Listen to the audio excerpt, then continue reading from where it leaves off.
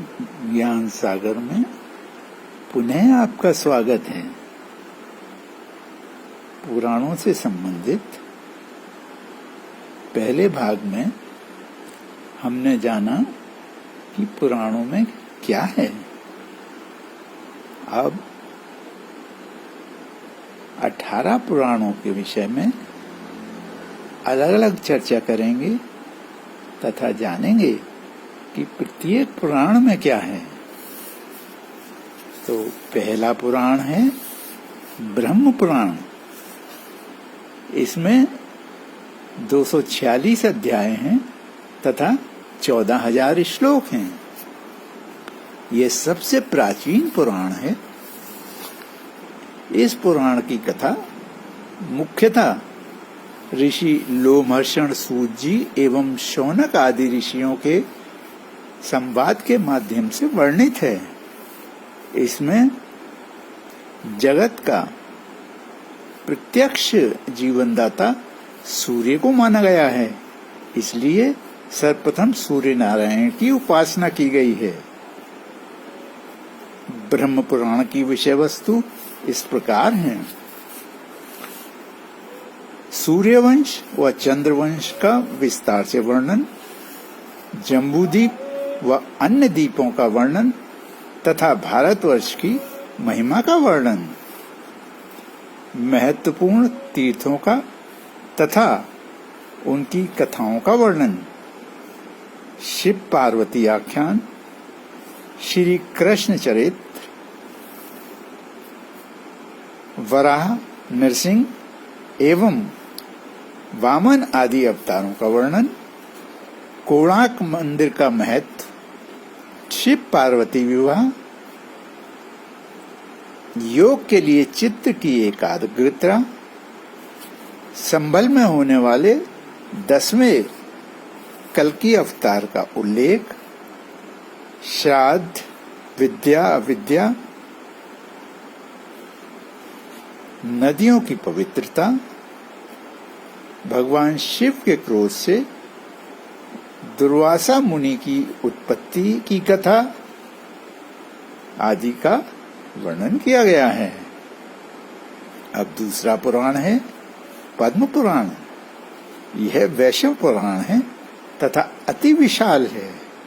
इसमें 55,000 श्लोक हैं तथा 5 खंड हैं। पहला खंड है सृष्टि खंड। इसके 5 उपखंड हैं, पौष्कर खंड, तीर्थ खंड, पर्व खंड, वंशानुकीर्तन खंड तथा मोक्ष खंड। सृष्टि खंड में सृष्टि की रचना का वर्णन किया गया है तथा 4 प्रकार के जीवों की उत्पत्ति का उल्लेख है। सत्यवान सावित्री की कथा, पुष्कर आदि तीर्थों का वर्णन, कार्तिकेय आदि की कथाएं, पितरों का श्राद्ध कर्म, पर्वतों, द्वीपों एवं 7 नगरों का वर्णन, रामेश्वर ज्योतिर्लिंग, आंवले व तुलसी की महिमा, गंगा महात्म्य, गणेश जी की स्तुति आदि का वर्णन है। दूसरा खंड है भूमि खंड। इसमें ब्रह्मचर्य, दान, दान, मानव धर्म, जैन धर्म, पितृभक्ति, वैष्णव भक्ति आदि की कथाएं हैं। स्वर्ग खंड में तीर्थों का विवरण, शकुंतला दुष्यंत तथा उनके पुत्र भरत की कथा, जिनके नाम से जम्बूद्वीप का नाम बदलकर भारतवर्ष हुआ, नारायण, देवदास, हरिश्चंद्र, मानधाता आदि की कथाएं हैं। डी पाताल खंड। पाताल खंड में वस्तुतः भगवान विष्णु के राम अवतार व कृष्ण अवतार की लीलाओं का वर्णन है। ई उत्तरखंड। उत्तराखंड में तीर्थों का महत्व हरिद्वार, प्रयाग, काशी, गया, बद्रिका आश्रम, गंगा अवतरण एवं नारायण की कथा आदि का वर्णन है। तीसरा पुराण है विष्णु पुराण। इसमें वस्तुतः पुराणों के 5 लक्षण सर्ग, प्रतिसर्ग, वंश, मनवंतर, वंशानुचरित्र का वर्णन है। इसमें भूमंडल का स्वरूप, ज्योतिष, राजवंशों का विवरण, कृष्णऋत तथा धार्मिक तत्वों का वर्णन है। यह पुराण 6 भागों में विभक्त है। पहले भाग में सृष्टि की उत्पत्ति, काल का स्वरूप तथा ध्रुव, प्रहलाद और पृथु की कथाएं। पृथु जिनके नाम पर धरती का नाम पृथ्वी पड़ा। दूसरे भाग में भारत भूमि को अति महत्वपूर्ण माना गया है, क्योंकि यह भगवान विष्णु की कर्म भूमि है। इसमें लोकों का स्वरूप, पृथ्वी के 9 खंड, ग्रह, नक्षत्र आदि का विवरण है। तीसरे भाग में मनवंतर, वेदों की शाखाएं, गृहस्थ धर्म, शास्त्र आदि का उल्लेख है। चौथे भाग में सूर्यवंश व चंद्रवंश का विवरण है। 5वें भाग में श्री कृष्ण की लीलाओं का वर्णन है। 6ठे भाग में प्रलय तथा मोक्ष का उल्लेख है। इसमें 33,000 श्लोक हैं। चौथा पुराण है शिव पुराण। इसमें 24,000 श्लोक हैं। शिव पुराण में मुख्य रूप से शिव भक्ति और शिव की महिमा, शिव पूजा की विधि आदि का वर्णन किया गया है। सौर मंडल के ग्रहों के अनुसार सप्ताह के नाम कैलाश पर्वत तथा रुद्राक्ष को महत्वपूर्ण बताया गया है। इसमें 8 संहिताओं का उल्लेख है जो मोक्ष कारक हैं। ये संहिताएं हैं विश्वेश्वर संहिता, रुद्र संहिता, शतरुद्र संहिता, कोटि रुद्र संहिता, उमा संहिता, कैलाश संहिता तथा वायु संहिता। वायु संहिता के 2 भाग हैं, उत्तर भाग व पूर्व भाग। शिव के 10 अवतारों का भी वर्णन है तथा शिव के और बहुत से अवतार भी बताए गए हैं। ये सभी अवतार सुख देने वाले शिव के रूप हैं तथा दैत्यों के संहारक हैं और देवताओं के रक्षक हैं। शिव के 12 ज्योतिर्लिंगों को भी अवतार की श्रेणी में रखा गया है।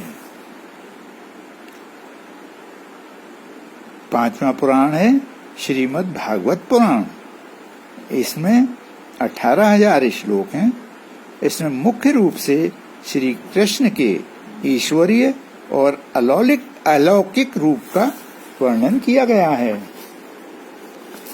यह वैष्णव संप्रदाय का प्रमुख ग्रंथ है। इस ग्रंथ में वेदों, उपनिषदों तथा शास्त्र के गूढ़ रहस्यों का अत्यंत सरल ढंग से निरूपण किया गया है। यह पुराण त्रिय ताप, आदि भौतिक, आदि दैविक व आध्यात्मिक तापों का शमन करता है। यह ज्ञान, भक्ति और वैराग्य का महान ग्रंथ है। इसमें 12 स्कंध हैं जिनमें भगवान विष्णु के अवतारों का वर्णन है। पहले स्कंद में सृष्टि की उत्पत्ति व काल गणना का उल्लेख है तथा भगवान के विभिन्न अवतारों का वर्णन, नारद के पूर्व जन्म का वर्णन, परीक्षित की कथा, अश्वत्थामा व भीष्म की कथा, श्री कृष्ण का द्वारका गमन तथा उनका प्राण त्याग, यदुवंश का विनाश तथा द्वारिका का समुद्र में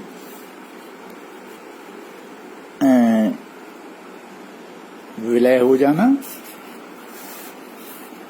विदुर के उपदेश, पांडवों का स्वर्गारोहण आदि कथाओं का विवरण है।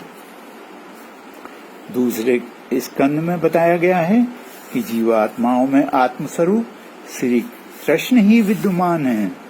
तीसरे स्कंद में ब्रह्मा की उत्पत्ति, वराह अवतार, प्रहलाद भक्ति, कपिल मुनि के रूप में भगवान विष्णु का अवतार आदि का वर्णन है। चौथे स्कंद में भोग विलास के कारण अनेक रोगों से ग्रस्त होना तथा मृत्यु के प्राप्त होने का वर्णन है।